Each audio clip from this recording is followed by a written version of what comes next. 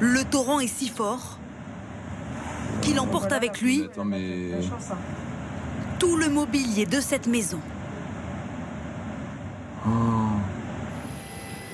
Depuis le ciel, voici le hameau de la Bérarde, ravagé. L'eau, la roche et la boue ont tout envahi. Partout, des routes et des maisons submergées. De cette habitation, on ne voit plus que le toit. Avec les forts orages, le cours d'eau, le Vénéon, est sorti de son lit et a englouti une partie du village. Désormais, il est coupé du monde. Impossible d'y accéder par la route. Il faut donc faire vite pour évacuer les 97 résidents du hameau. Toute la journée, 4 hélicoptères se sont relayés. Les secours ont scruté chaque refuge pour ne laisser aucun habitant. Au total, une centaine de personnes a été transférée ici dans ce gymnase des Deux Alpes. Roger, vacancier dans le hameau, dormait lorsque l'eau est montée soudainement.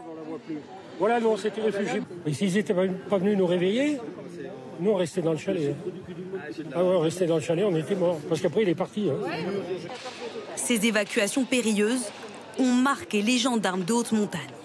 C'est impressionnant. C'est une image de catastrophe là-haut. Et on peut dire qu'il n'y a plus de hameau, quoi. À une vingtaine de kilomètres de là, à Valouise, dans les Hautes-Alpes, le Gir aussi s'est transformé en torrent. Il est trop puissant. La chaussée ne résiste pas.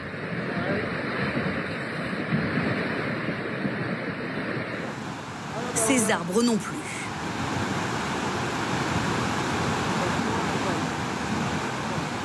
Dans le massif des Écrins aujourd'hui, 3 campings et plus de 300 personnes ont dû être évacuées. Et retrouvons tout de suite Élise Regaud en direct. Bonsoir Élise. L'accès au site est toujours impossible ce soir, mais on l'a vu sur ces images, les dégâts sont tels que c'est l'existence même de ce hameau qui est en suspens. Regardez juste à côté de moi ce torrent marron. C'est ce courant qui a causé des dégâts considérables dans le hameau de la Bérarde. Il a notamment emporté le pont de la seule route reliant le hameau au reste du monde et personne ne sait quand elle va rouvrir.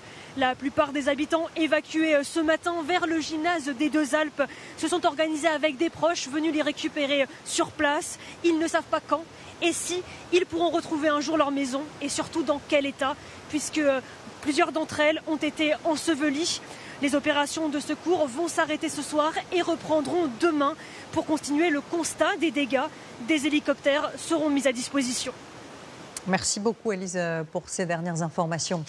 Des inondations, il y en a aussi eu un peu plus au nord, en Bourgogne. La vigilance a été levée dans la Nièvre et dans l'Yonne, mais de nombreuses communes ont eu les pieds dans l'eau avec là aussi de gros dégâts. Reportage d'Irvine Blonze, Grégory Martin et Adrien Blétry. L'eau déborde dans les champs, obligeant les vaches à se réfugier sur le peu de terre qui émerge encore. L'Yonne est à un niveau rarement vu. Quelques kilomètres en amont, à Mailly-la-Ville. T'as vu la caravane? C'est critique, hein? Elle inonde la cour et la cave de Michel. Vous voyez, on est à combien là? On est déjà à 1 mètre. Tiens, mes batteries, ah bah d'accord. Obligé de sortir son matériel en urgence. En 7 ans ici, il n'a jamais subi une crue pareille. Là, se demander si on va rester là, parce que une fois, c'est déjà de trop. Hein. 50 km plus loin, à Narcy dans la Nièvre, difficile pour Pascal de rentrer dans sa maison. Il doit se frayer un chemin entre les meubles renversés, empilés les uns sur les autres. Impressionnant. La maison est désormais au sec, pas le jardin. Ces 3 voitures sont sous l'eau. Le bardage de la grange cassé. Le courant fragilise ses fondations. c'est matériel, il n'y a pas eu de corporel, tant mieux. Maintenant, ça va être au grand nettoyage et puis sauver ce qu'on peut sauver. Je me sens un peu à bout de nerfs là. Un peu fatigué. Les 500 habitants de ce village ont passé une nuit blanche. Une dizaine d'entre eux s'activent depuis l'aube pour nettoyer ce café. La rivière a tout inondé. 1,20 m, vous voyez, des chambres froides qui sont complètement couchées. Il faudra plusieurs jours pour tout remettre en ordre. Impossible de prévoir une date de réouverture. Non, on va nettoyer, regarder ce qui est récupérable, mais pas grand-chose. L'eau s'est infiltrée dans tous les murs, dans tout le mobilier, dans tous les appareils électriques.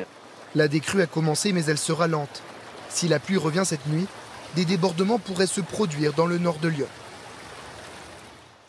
Dans l'Ouest, la vigilance rouge a été levée ce matin en Mayenne et dans le Maine-et-Loire. Le ministre de la Transition écologique, Christophe Béchu, a annoncé la reconnaissance de l'état de catastrophe naturelle pour toutes les communes concernées par la crue exceptionnelle de Loudon. Florian Litzler et Cécile Madronet. Dans le Maine-et-Loire, ce petit hameau s'est transformé en cité lacustre.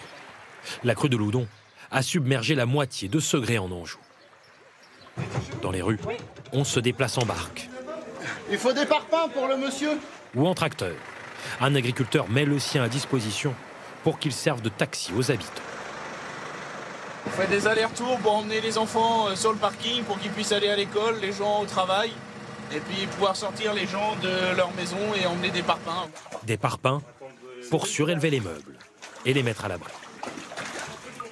Pour cette habitante qui était en plein travaux de rénovation des murs et du sol, l'inondation tombe au pire moment. J'ai un peu les boules, mais bon, c'est comme ça, on est dans une zone inondable, donc c'était au risque et péril aussi. Voilà. Mais du coup, oui, je suis quand même un peu dégoûtée pour les meubles de la cuisine, le carrelage. Les pluies ont aussi causé une inondation à Orval, dans le Cher. En quelques heures, l'eau est montée. Véronique est encore dans sa blouse d'aide-soignante, revenue chez elle de l'hôpital pour écoper en urgence. Et on attend la pompe. J'étais au travail et mon voisin m'a appelé en me disant « Ce serait bien que tu viennes, il y a de l'eau dans les maisons, il y a de l'eau dans les cours. » À l'intérieur, effectivement, plusieurs centimètres d'eau au rez-de-chaussée. Elle n'a rien pu faire. Les voisins viennent lui installer une pompe. Et vous n'avez plus du tout de courant là? Bah non. Alors qu'eux aussi sont inondés. La solidarité entre sinistrés regonfle un peu les cœurs ici. L'eau a ruiné la cuisine toute neuve de cet habitant, ému aux larmes. Toute une vie payer une baraque, vous voyez, ça fait ça. Et ça vous chamboule. Et oui, c'est pas rien, c'est la vie, c'est tout, on fait avec. Les habitants victimes des inondations dans le Cher espèrent que leur département sera lui aussi classé, comme la Mayenne, en état de catastrophe naturelle.